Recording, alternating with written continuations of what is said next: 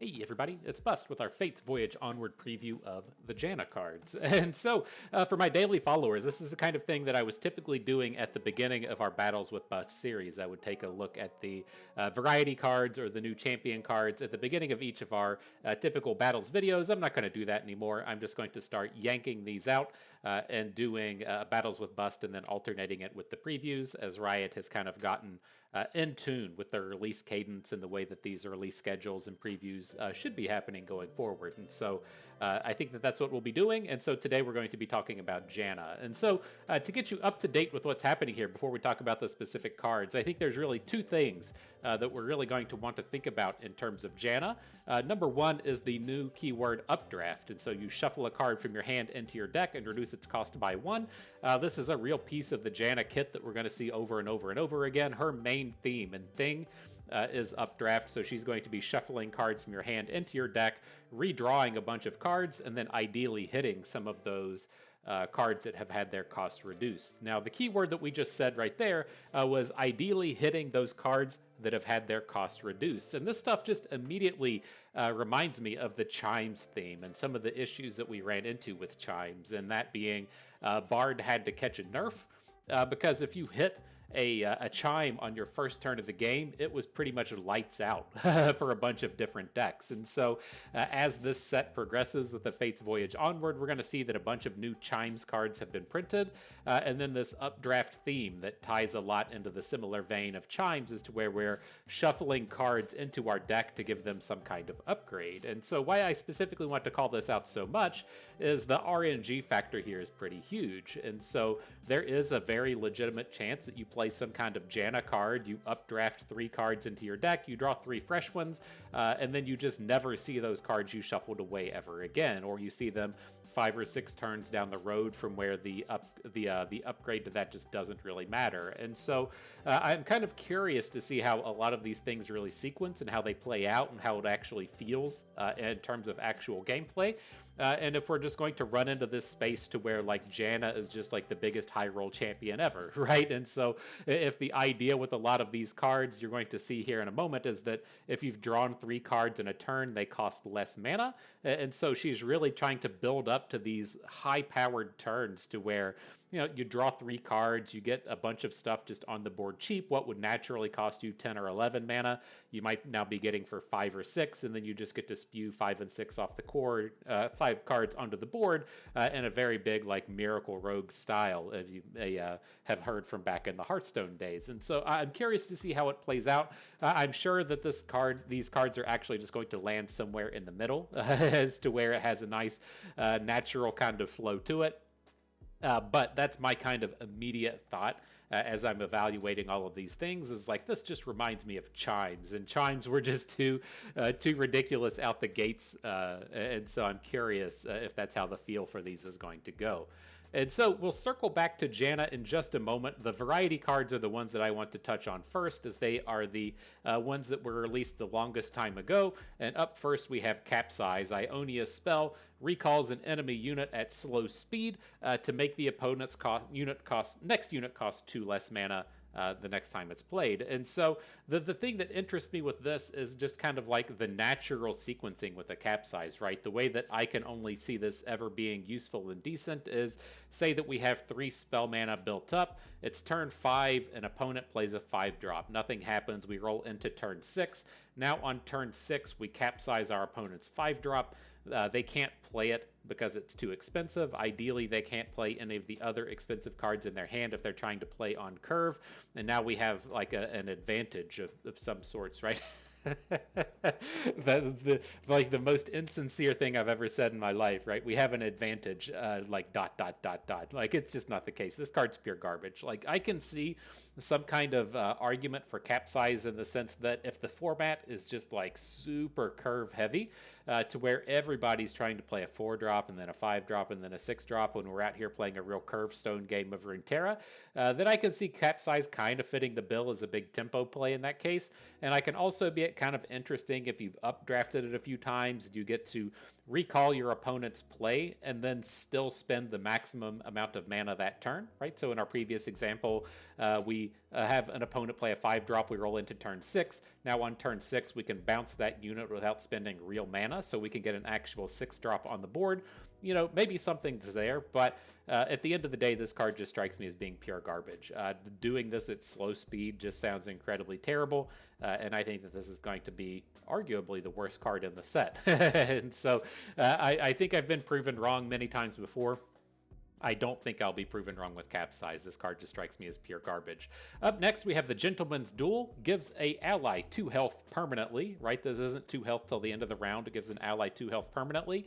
I think you can do the thing to where you give a unit 2 health and then you just pass, so you don't actually have to strike something. I might be wrong with that, but you give a unit 2 health and then you strike something else. And with this one, I don't think this is going to have any kind of meta impact. We've started to see a lot of these upside duel cards get pushed up to 3 mana. Fish Fight lands there, and it's essentially non-playable. Things like the Dragon, the thing that heals 5 now, is in that same space, and Gentleman's Duel lands kind of right in that same zone as to where has some kind of upside attached to it, and then it gives this single combat for 3 mana. And so it's not to say that it's not playable, it's just situational at best. The spot that I really found Fish Fight being in over the course of the previous formats was like, okay, I'm already playing like 3 single combats and I want 1 more, so I'll play this worse option. Or I'm already playing 3 Cataclysms, I want 1 more strike card, I'll play 1 copy of Fish Fight. It's not something that you like actively want in your deck. You're just kind of like, fuck, I want a 4th strike in my deck and this is the best thing that's available. And so I can see Gentleman's Duel kind of landing in that space, especially as we've just come out of this format to where Formidables and Balin were so important. Like having this strike card attached to a bit of a Formidable bonus, right? Giving a unit bonus health gives it a little bit of interest to me. But I don't think this ever is like really a on like every deck Demacia wants this 3 mana strike card thing kind of happening. I think this is much more in that situational spaces to where you're just like, yeah, I gotta have some kind of interactivity. This is the best thing available in like interactivity slots 7, 8, and 9. And so Gentleman's Duels are starting to make the way into my deck. Up next, we have the Bursting Backpack. Very interesting one in the sense that I'm really curious how much we're able to push this style of replication theme, right? We saw the Wildfire a little bit earlier in the week. Now we have the Bandle City version of this card that plants chimes and plants puff caps. You have to assume that this is going to be kind of a running theme, and we'll see this create a copy kind of thing throughout the remainder of the factions. And I don't think I'm particularly impressed with this one. The space the Twitterverse immediately went to with the Bursting Backpack is using it with Curious Shellfolk, and so you can get the Landmark of Imitation on board, then play a Curious Shellfolk, so you have 2 Shellfolk, and then you can play the Bursting Backpack and start just getting copy after copy after copy of this thing happening, and it's something that you can generate with the likes of Otterpuss's spell, and so you can get something happening that way. But like coming out of these formats to where we've just played against a bunch of Sump Monument and seeing your opponent get like 200 and 300 puff caps in their deck and then just realistically only dealing like 5 or 6 damage a turn, that's the kind of space I feel like the Bursting Backpack is landing in. Is, you can get your Curious Shellfolk deck going. It's going to put 300 puff caps into the opposing deck, and then you just go to the next turn and they go, cool, take 6, and all that work that you just didn't actually do anything. And so as far as those Shellfolk decks, I think that they're going to find more capable cards that are just able to immediately win the game, doing it with Fleet Admiral Shelley or whatever they used to actually win the games with. And I don't think the Bursting Backpack is really going to land in that space. I think the space where this may have a bit of interest is if there is some kind of, say, like Bard Janna deck, to where you're trying to load your deck up with chimes and then just do a bunch of updrafts. Like the Bursting Backpack seems like it could maybe fit in that space. Again, the big downside to the Bursting Backpack was that thing that we initially mentioned, in that this doesn't shuffle them into the top cards of your deck like you would see off of Bird. This just shuffles them in there somewhere. And so even if we are pulling off the updraft theme, the chance to immediately hit one of those chime cards is potentially pretty low. And so Again, this one strikes me as something that's, perhaps a very dedicated Bard deck could really find some usage for this, especially if the Chime thing gets a little bit more support. But it strikes me as being a fairly weak card as it is. Moving into the next row, a not weak card, Skip, King of the Reef. This is one I think is going to have the potential to be exceptionally powerful. This is a tough one for me to really kind of come in and evaluate. So, like, in the history of Magic, you've always had these cards like Mesmeric Fiend for us old fucks, or cards like Kitesail Freebooter for you younger folk, to where you have this kind of small unit that can come on board and just take the best card out of the opponent's hand, and then maybe get in a little bit of chip damage, or as the game progresses to like turn 6 or turn 7, you can give your opponent the card back to prevent like 7 damage from a big attack or something. They always have lots of utility, and that disruption early is quite good, and then as the game progresses, you don't care to give your opponent that card that they really needed in the early game. And so if you want to imagine, Skip can't do this, right? But you imagine just playing Skip on turn 2, taking your opponent's Samira, and then they can't play Samira on turn 2 because she's locked up in your hand. And then as the game progresses on, your opponent kills the Skip on turn 6, your opponent gets the Samira back, fine, right? You took them out of the opponent's hand from turn 2 to turn 6, and then they had to invest in removing this unit from the board.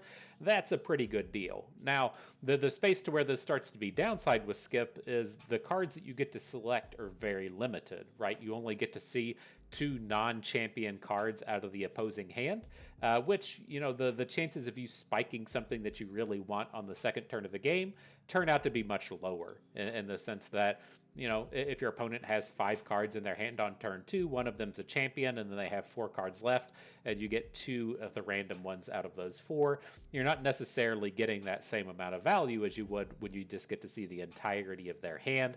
You get to make that decision to where it's like, oh, okay, I know that opponent has 5 land in hand, and this is the only card I can take, or I know opponent only has 1 mana in hand, and I might be able to take this 3-drop and then just completely stunt them the rest of the game. Like, those kind of things don't happen with Skip, but it's not to say that this type of value isn't still going to be worthwhile. And so I'm very interested to see how he plays out. I'm very interested in casting him with like concurrent timelines or something, but I think he has a lot of potential to be good. I feel like if we want to start to think about decks that could potentially want Skip, and thinking of decks in the space of like Zoe elusives, or the kind of hand buff elusives that we saw over the course of the past 3 or 4 months, like Skip fits in those fantastically, in the sense that he can come down, provide a little bit of disruption, get boosted at a little bit of +2/+2 stats type of things, and then really press in the aggressiveness and make your opponent must answer this kind of thing. And so I can see him kind of fitting in there.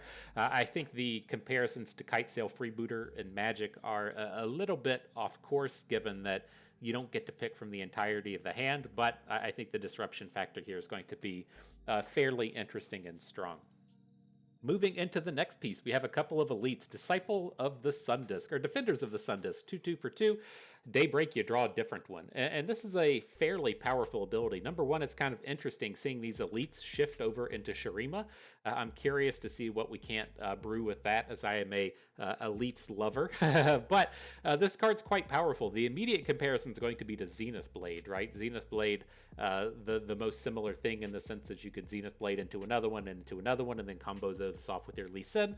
But the Defenders of the Sun Disk, to me, is, of course, slightly different than that, in the sense that it's just so good after you get the first one, right? So you play the Defenders of the Sun Disk on turn 2, and then you draw your second copy. Turn 3, you play the Sun Guardian, and then on turn 4, you can play the Defenders into another Defenders and just be done, right? You know that you don't have any more to draw out of your deck. You don't have to worry about that value going from the second one into the third one, and you can just spew them on the board and just have a bunch of elites down at that point. And so I think that he's like fits just into a bunch of very interesting curves, even if it's in the sense of saying we play Battlesmith on turn 2, we play Defenders on turn 3, now we have 2 mana banked up, and then on turn 4 we play Defender into Defender. Now we have 3/3/3s on the board with the mana to play a Sharp Sight or a standard Sharp Sight or whatever, and have these guys be real combat monsters. And then all we had to play was like an actual 2 cards at that point, right? Because we just drew the defenders off of the other ones. And so just from like a natural curve perspective, I think that sounds quite interesting and strong. And then there's the more like obvious Daybreak build around kind of things, to where you have Leona and Ravoon on the board, and then you just chain off 3 defenders to stun 3 of your opponent's units like back to back to back. And so I think this card has the potential to be quite strong. I'm very interested in seeing what we can brew with the Daybreak Defender. It seems quite good to me, especially as we look at the Leona decks, and she's really kind of struggling in that 3-drop space, right? Nobody really wants to play Stunbird. Nobody really wants to play that 3/6, and so having this just big value play to come down on turn 2 is pretty interesting to me. Up next, the next elite out of Shurima, 4/4 for 4, pretty decent deal in terms of stats, and then Daybreak, or when you activate another Daybreak, grant the weakest enemy vulnerable. Another card that seems fairly strong to me, just given the sequencing that we see out of a lot of elites deck. They just don't have that opportunity to interact with the opponent, and so I think the interesting thing to see with the General of the Dunes is going to be whether or not this is something that we put in like a dedicated Daybreak deck, which granted is pretty poor at interacting, right? Between the Leona decks, it's like Leona can challenge a unit and she can develop some stuns. Excuse me, but outside of that, the deck is basically just combat tricks. And so giving this like really stat heavy deck in Daybreak the access to just a little bit of interactivity seems very interesting and strong to me. But then also looking at this as the perspective of elites, just like how do we feel about this as just a singular elite, right? Just a very meaty rock hopper or something. And in that sense, I'm not like super interested in it. It's really going to depend on like how many times we can kind of like activate this and still like continue to play on curve.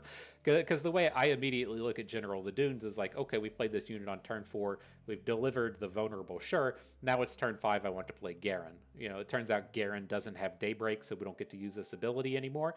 And then on turn 6, I want to just be dropping a Jarvan onto the board, right? And if we're going to be taking these curves to where we go turn 4 General of the Dunes, turn 5 Garen, turn 6 Jarvan, then the ability here just doesn't matter. And so I think that, you know, we may get a little bit more of this Daybreak support out of the elites. I mean, it seems to be something that's going to be happening here soon, but I don't think that this plays very well in the current iteration of elites. This is a card that Leona and friends are going to be much more interested in hanging out with, if you will. Up next, Watery Grave. This card's garbage. The space that I've seen people really excited about Watery Grave is trying to immediately win the game with Maokai, and it's just like, come on, that's just bullshit. That's garbage. you can play your Maokai, take your opponent down to 4 cards, and then play the Watery Grave to try to finish the game from that point. Like, if you aren't winning the game after you flipped your Maokai, you're doing something wrong anyways. You don't need to play these additional cards that are just garbage. And so, like, these mill cards in Magic have always just been terrible. I think that same thing is going to apply in Runeterra. I can't envision like any style of deck to where the mill theme really comes in and works out. It's like you've had the full build around potential out of a single card, right? That's been like the traditional boon of these mill decks, right? You play 3 copies of Watery Grave, you play 3 copies of some crappy unit that does some mill, and then you have it like 9 through 12 just more mill cards. And the problem with them being is they don't actually do anything until your opponent's dead. And so like having the mill theme just completely tied into Maokai, and that just not being enough just makes me feel like it's all garbage. And so I'm sure that this card will have a lot of appeal in the casual space. I'm sure it's very interesting in the Path of Champions, but in the space of competitive constructed, I don't think the Watery Grave is going to make an appearance. The thing I'm just curious about as I speak to this more is, are we going to rate Watery Grave higher or lower than Capsize? I think that's a very interesting point. Like, I think I probably give the Watery Grave like a 0 out of 5, and I can probably give the Capsize like a 0.25 out of 5. And so I'm already out here contradicting myself with the Watery Grave immediately becoming the new worst card of the set. Up next, we have the Lonely Chime Slime. And again, there's 2 interesting things to me with the Chime Slime. Like, across the course of the cards we've seen out of this set, Riot really seems to be pushing this 2/3 at 2 mana space. And I'm curious if that's just kind of like a reaction to how powerful things like Samira are. And so as we see like Nyla get printed, and we've run through so many formats to where Samira is super strong, Diana is super strong, Action's super strong. You know, if they want to keep printing these 2/2 for 2, or these 2-power champions for 2 mana, like you have to have something to kind of combat that, right? So Samira doesn't just completely run over the format. And we've just started playing stuff like War Chefs, right? That's one of the spaces that we found to combat things like Action Samira in the space of Eternal, is to just play War Chefs. And that's what I start to see in like the Lonely Chime Slime, is it has that, you know, ability to just kind of come down, shut down a lot of those turn 2 champions that are just so super high powered, while also having a bit of an engine effect. And so I feel like, me personally, I'm probably a little bit higher on the Chime Slime than I should actually be, just given that through my play style and the decks that I like to play, I have just like such a high value on these 2/3s for 2 mana. But the next thing to kind of mention is this Chime ability is extremely relevant, in the sense that, you know, if this comes down on turn 2, trades with your opponent's unit, and then you immediately hit a Chime and have like a 4/4 3-drop on turn 3, like you're going to run over that game. And I'm curious, again, to the space to where we're like really excited to hype up the strength of these Chime cards, given that the tempo off of a single Chime right away is so incredibly powerful. And so I'm curious to see how this plays out. You know, this is nice to see some more Bard support come along, I guess, if you're a big Bard fan, but cards like this tend to worry me. Not in the sense that I think this one's super overpowered, as much as I think the Chimes just have that RNG potential to be really overpowered. And, you know, it can produce those games to where you just never draw your Chime effects, and it doesn't feel very good. And so, you know, I don't have the complete answer on this. This is the kind of thing that does draw me towards playing Shadow Isles, but at the end of the day, I worry about the power level of this kind of card, because it strikes me as being quite strong. Now, the last of our variety cards, the Noxan Beast, Headmistress Telsey, coming in and says allied attack and support effects activate an additional time. Now, this is a very powerful card to me. Now, at first glance, I was kind of like, well, it's a 5/5 for 5 and it doesn't immediately do anything. So that's a bit of a downside, right? But it shouldn't be too tough to really find like really high-powered combos to pull off with these support effects. And so whether or not that is some, like, you can't use things like Mountain Sojourners, but I feel like the Mountain Sojourners Taric package is the first kind of immediate space to look towards with this kind of thing, in the sense that we just came out of Eternal playing a ton of Poppy Taric, and having those chains of Mountain Sojourners into a Tayari, into an Esmuth, into a formidable unit were just incredibly strong. Now, if you just replace that formidable unit at the end of the chain with Headmistress Telsey, like that is incredibly powerful stuff that you're doing there. And so if you now have these chains to where you have your Tayari into Esmuth into Telsey, you're just getting a mountain of stats, and these abilities can really pop off super fast. I think this might work with Taric multiple times if that's going to be a thing, but there's a lot of power there. We're just talking about the support abilities. In terms of the attack abilities, I don't know. I don't even know what all exists out there. Like that's that's a foreign kind of space for me. But the space to where that sounds exceptionally strong to me is in the sense of champions, right? Champions tend to have a lot of attack abilities. The new Nyla champion has an attack ability. I think Janna may have had one. No, she doesn't. But, you know, as the attack abilities are applied to really high-powered cards like champions, she just has a lot of opportunity to pop off. And so we'll see.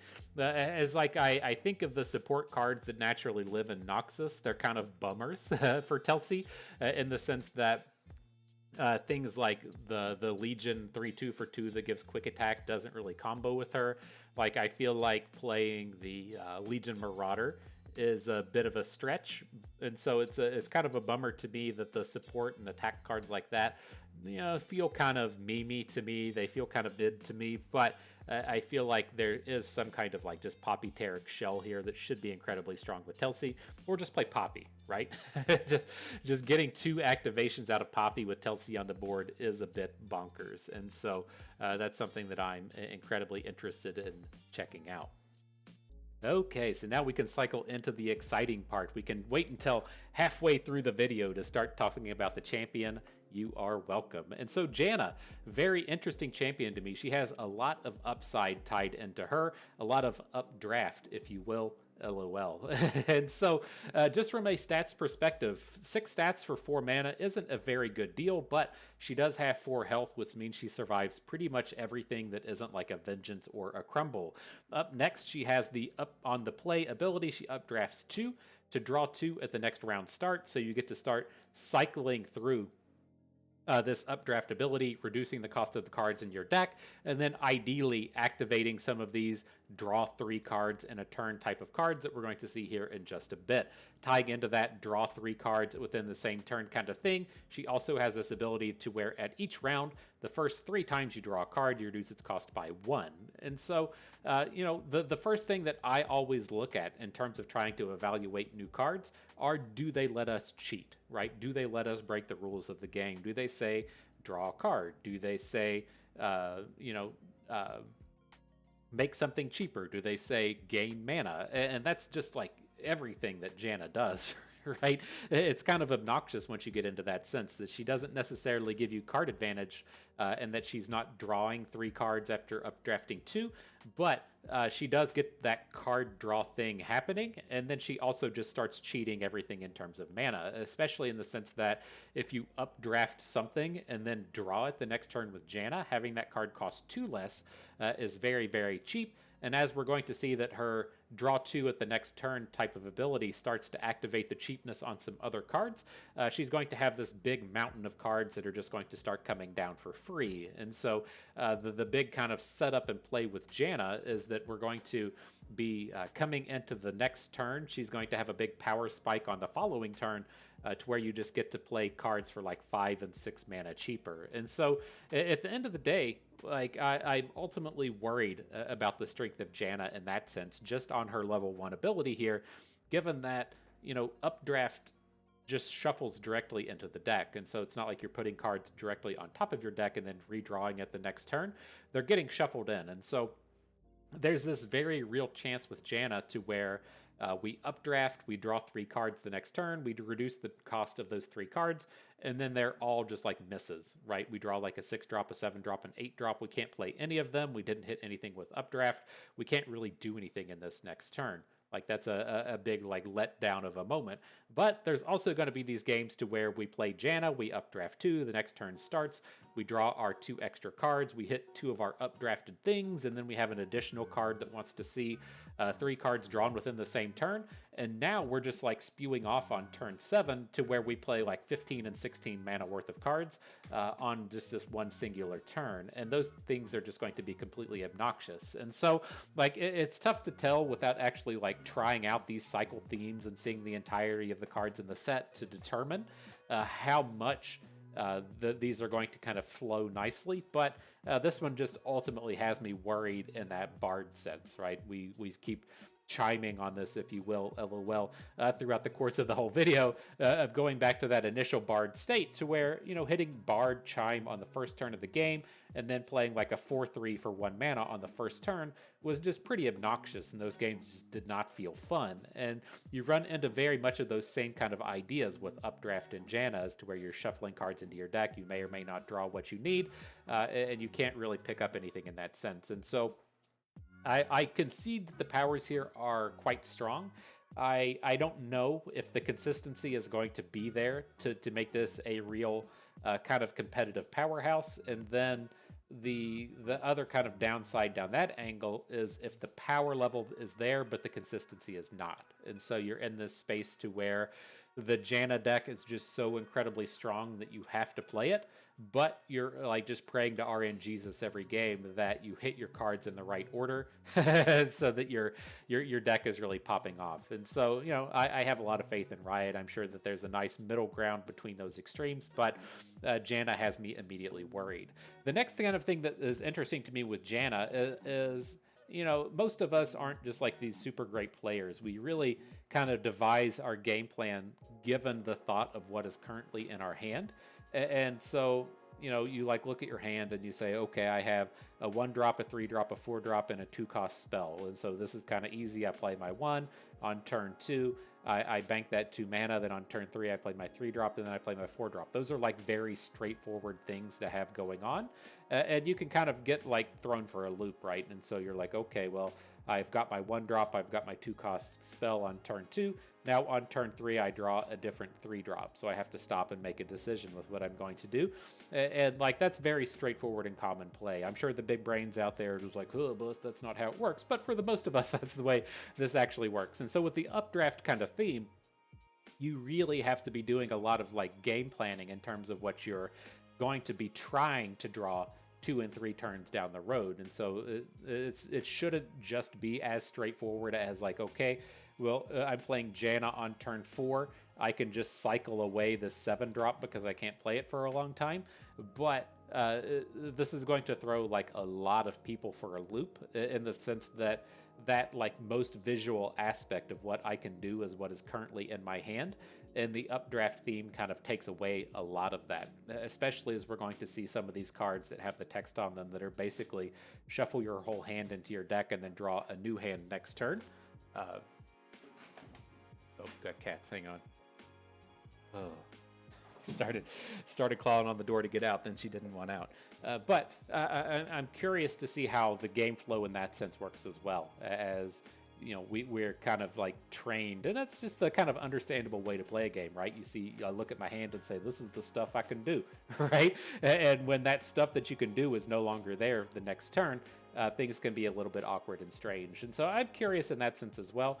But I think we'll kind of figure that out. I'm more so worried about Janna's just huge power spikes that she's able to pull off. So after all of that, you can speak to her level up. She needs to see you play 6 cost reduced cards. That feels like it really fucking needs a comma within it. It's not 6 cost cards that have been reduced. It is 6 cost reduced cards. Like, God, that's hard to say. Get a comma in there, okay? I need to see. I've seen you play 6 comma cost reduced cards. There's my assistance to Riot for the Fates Voyage. Just add that comma in there. But I think at that point you've already won the game anyways. And so, like, as far as her level 2 goes, I mean, it's strong. Round start, draw a card. When you draw a card, reduce its cost by 1 this round. It just kind of expands on her level 1. She doesn't strike me as being one of these champions who ever care about flipping. To me, Janna is a card that you play on like turn 7, and then on turn 8 you just win the game. And so we'll see how that kind of plays out and shakes out and stuff, but I think her level 2 is just almost irrelevant. Her spell as well, I don't want to call it irrelevant because a draw 2 for 4 mana isn't the worst deal, right? You typically get a draw 2 for 5 mana with some upside. The upside that you're typically wanting is not given ally +2 attack this round, but with all of the drum solos and all of the I'm trying to think of like the coin one we never play. Pick a card, whatever it's called. I don't even remember. In that vein, like Eye of the Storm actually seems pretty good. And so I'm curious to see if that one we'll see some play and see if this will kind of take over the space of those 5 mana draw a card with upside kind of things. Because given ally +2 attack this round is not really much upside. And so very curious in that sense. But Eye of the Storm strikes me as being a fairly powerful card. And so to move on to the rest of the Janna kit, up here in the top right, we have the Windborn Mariner. Really ties in what a lot of her themes are supposed to be doing, and that we have this 3/1 quick attack for 2 mana, and then if you've drawn 3 cards within the round, it's basically a free spell. And so that's, gives you just that big illustration of what Janna's trying to do, in the sense that she wants you to draw 3 cards within a turn, and then you get to play a bunch of stuff for free. And so if we draw 3 cards within the turn, Windborn Mariner is then going to be free. If we don't get to draw the cards, then a 3/1 for 2 with a quick attack, not really worth the value. But I can definitely see these style of turns to where it's, say, like turn 5, and we've just played the Janna draw 2 spell, and now we get to play like a Windborn Mariner, and then another cost reduced card. And then you get to say, what up, opponent? I just put like 11 stats on the board out of nowhere. How are you going to deal with it? And in that case, like, it makes me wonder if there aren't really like multiple decks that are going to appear here out of the Janna kit. And so if you think of like Updraft as kind of one deck to where you're shuffling mid-cost cards back into your deck and then trying to play them later on the cheap, like that's one thing, but you don't want to be updrafting a Windborn Mariner, right? It just doesn't do anything. You draw it off of the updraft and then you still play it for 0. Like that's some kind of nonsense. And so I'm curious if there isn't going to be 2 separate kits within Janna, number 1 being like this updraft big combo kind of deck, and then number 2 just this draw 3 cards in a turn kind of thing. I think that'll be a very interesting thing to see play out, because the updraft, very RNG heavy, very hard to pull off. Draw 3 cards in a turn, not hard to pull off. Like you can do that with consistency. You can design your deck to be able to do that. You can start to include other card draw cards in your deck, and then you're just golden. You can pull it all off. And so curious to see how that plays out. Up next, one that really plays into both of those themes, the Maryam Temple Caretaker, another 2/3 for 2 mana, which gives us those great blockers for Samiras and the actions. And then on play, she has Updraft 1 or draw 1 and refill your spell mana, which is a quite potent collection of abilities there. Like the Updraft 1, I don't really care about. That's not that big of a deal, but spending 2 mana to draw... Oh, there's another... Oh, okay. I've got to get more punctuation in here, right? I got so confused with this one. I thought it was Updraft 1, and then the next one was draw 1 and refill your spell mana. I was like, holy fuck, that's bonkers, right? You get 3 mana back after spending 2 mana on a unit and getting to draw a card. That's pretty sick. No, so it's a cycle, right? Updraft 1 and draw 1 or refill your spell mana, which is a pretty good deal. And so, I always wonder about cards like this in the sense of... looking at just like early game aggression. And so it's like, okay, I play a Legion Rearguard. Now I play a Maryam Temple Caretaker and I've got 3 spell mana. Like I'm fucking playing combat tricks now, right? So it's like we've played our Legion Rearguard. Now we're playing Maryam. And then on the next turn, we just like play Draven. And now we're able to still just play Mystic Shots and stuff. Like that's just an incredibly powerful ability to refill your spell mana for 2 mana on a unit. And so I think this one's going to be quite strong. In that sense, with the Updraft and Cycle, I don't know. I don't know how sold I am on that, or if this is just like a good enough activator to the draw 3 thing.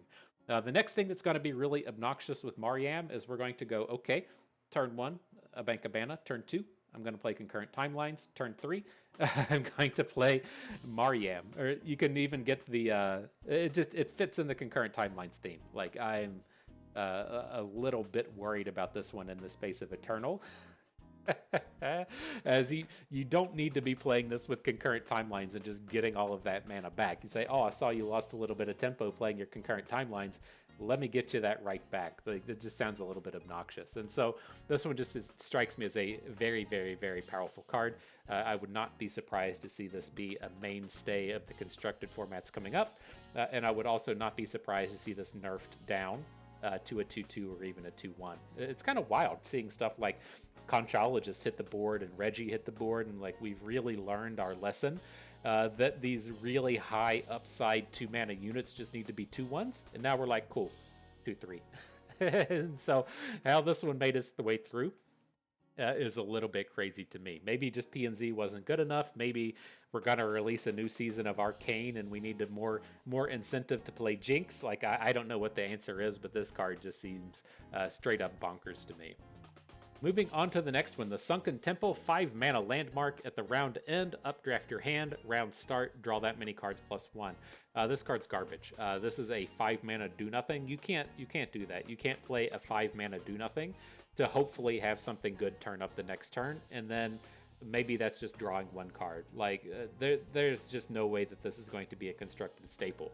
Now there are spaces in best of 3 to where this could be a thing, right? If you're trying to have some kind of big control mirror match, and as we've seen over this past Eternal format, where we're like playing Cosmic Calls and just dirtling around and not doing anything, like Sunken Temple can have a space in those kind of games. That can be a nice mirror breaker, but I think that's going to be very, very fringe, and this card's going to see like literal 0 play. Like it just strikes me as any game to where you play the Sunken Temple, you could have played Janna and just won, right? Like it just like so much RNG gets tied into this thing on the next turn that I can't imagine that this is ever constructed playable. I don't know. This one may have the power level to where we come back like 3 weeks from now and say like, Bust, this was your giant miss. This is the one that you were just completely crazy on. But I can't imagine that's a case. If you're going to spend 5 mana to play a card that doesn't immediately do something, it needs to have some serious upside the next turn.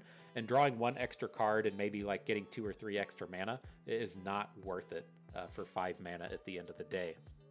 And so, one more card to go here. Oh no, we got a couple more. We got one more card on this row.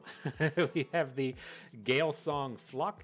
It is a 5 mana spell that summons the Gale Song Solo, gives it +1/+1 for every other elemental skill that you've played. Draw a card. The other one we have here is the Gale Song Call. 1 mana spell summons a Gale Song Swallow with no extra bonuses. And to me, like, both of these cards strike me as being garbage. Like, I think things like Gale Song Call are kind of interesting in the sense of, you know, if we're playing if we're playing Conchologist, like having the opportunity to just generate a cheap unit off of Conchologist, you know, kind of interesting. Being able to play units off of spell mana, kind of interesting. But at the end of the day, the unit we're generating just doesn't strike me as being that good. And so as we're looking at a card like Gale Song Flock, like just summoning the unit, even if we're going to give it like +6/+6, like is that a card that we're really wanting to play? Maybe. I don't know.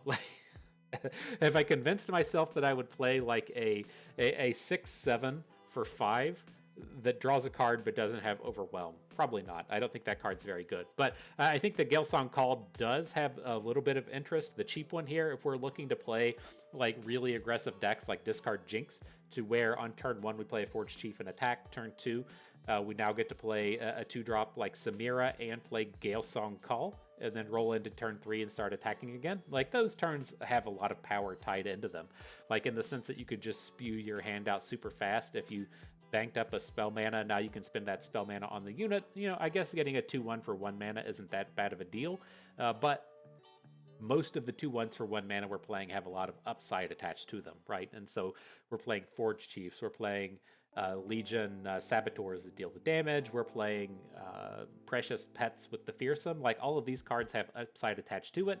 Are we getting enough upside out of a card like Gale Song Call by being able to play it as spell mana? And that one's, you know, it's kind of up in the air. I'm leaning towards no.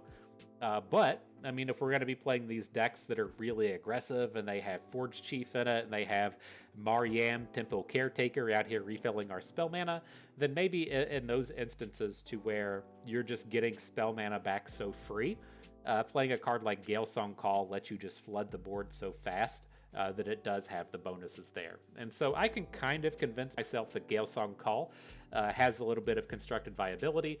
With the Gale Song Flock, I have a really tough time wanting to play these expensive units that don't have Elusive Overwhelm, Rally, Fearsome, Brash, whatever as evasion, and just putting stats on the board doesn't feel like enough to me.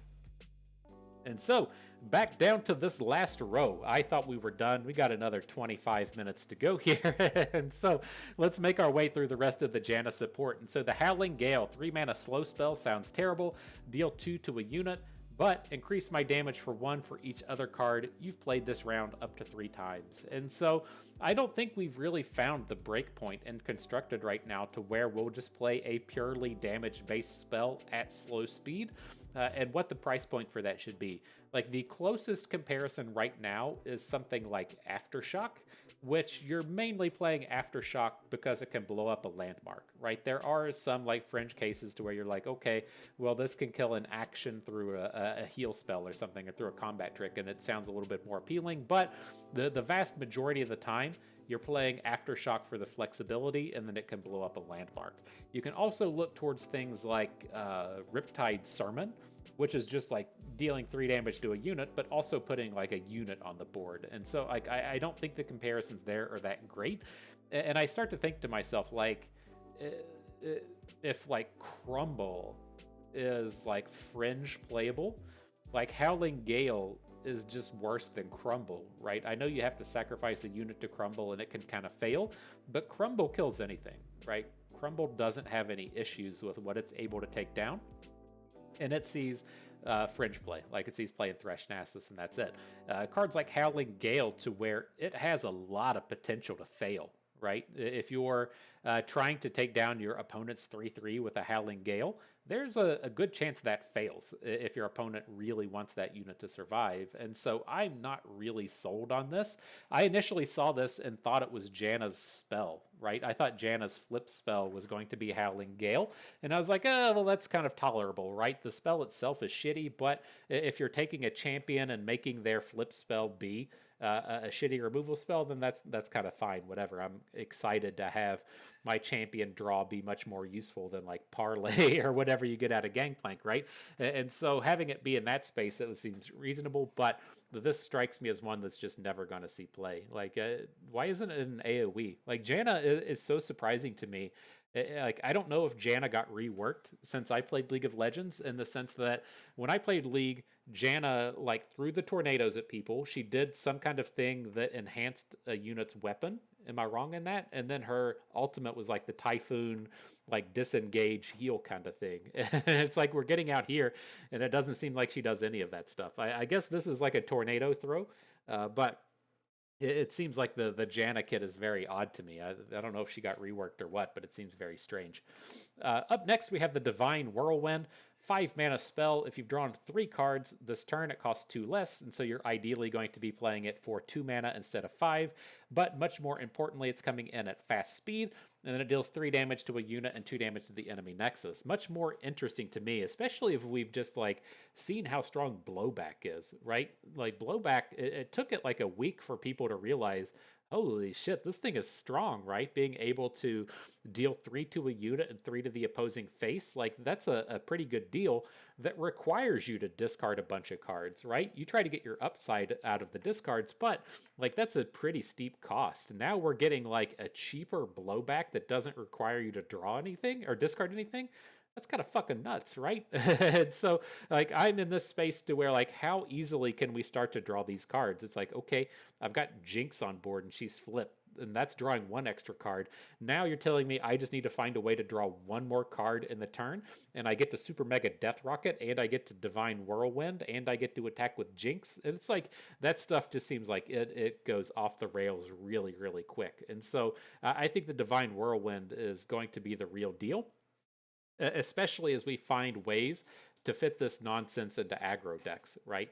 And so I'm not entirely certain what that looks like at the moment, but being able to get this thing on the cheap sometimes, that just sounds like icing on the cake. Like this strikes me as a card that you're not entirely opposed to just spending the 5 full mana on. Because the times you play blowback are pretty late in the game anyways. And so having the options to play it cheaper sometimes are just like pure upside to me. This one just strikes me as like being really excited to get these aggro decks going. Because you got your support champion Janna out here jumping into the aggro scene. I really like how that plays out. But I think the direct comparison to blowback with this thing is quite good. And it gets you just so much incidental burn into those aggro decks that I think this is going to be quite strong. All right, 2 more to go. We got Escalia, Figurehead of the Deep, 4 mana or a 6 mana 4/4. When you play an elemental spell or skill, copy it with the same targets. And this one, it's tough. Like I don't immediately see like the combo decks that work with this kind of stuff. I don't get like immediately excited of the value aspect of this, right? It's a very vulnerable unit in the sense of looking at, say, like a Curious Shelfolk, right? Curious Shelfolk comes down on turn 6. It can like immediately start doing stuff though, right? As you have a lot of spell mana based things that the Curious Shelfolk does. I look at, Escalia coming down on turn 6 and then just saying, does this immediately win the game if I untap with it? And I don't immediately see it. And so we've seen like, a bunch of cards like this here in recent times. We've had Curious Shelfolk that couldn't really make its way in. We've had things like BB, the dude that makes all the powder kegs. They haven't been able to pop off. Like these are all cards that basically say, if I untap with this on the next turn, I should just immediately win the game. And they haven't found a way to be consistently strong. And so as you take a card like Escalia, it's in that very same vein, right? I feel like if you go into turn 7 with this dude on the board, you just automatically win the game. But It's like, how high is this cost of playing all of these elemental cards? And with that, I don't really know. And so I can definitely see this being a thing. I haven't done like the full investigation on the list of elemental cards, but I think this is going to be in that kind of space of curious shelf folk, as to where if like you find some fringe combo deck that makes some waves in best of three, maybe that's a thing. But I think that this elemental limitation is going to be too much. Like, I don't even think that if there was just a unit that just said when you play a spell or skill, copy it. Like, I don't think that card would be strong enough. Like, the immediate spots you kind of think of are like, okay, I'm going to play Riptide Rex, but there's that space to where you're limited, right? You can only have like 9 skills on the board.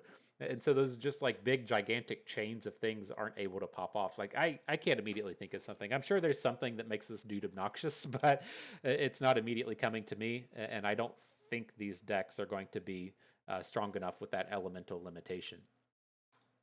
Okay, now we are for reals down to the final one, the Exalted Cloudwinder, a 3/2 for 5 mana. If you've drawn the 3 cards, it costs 2 less, and then when it's summoned, draw 2 at the next round start. And this is just another incredibly powerful one to me.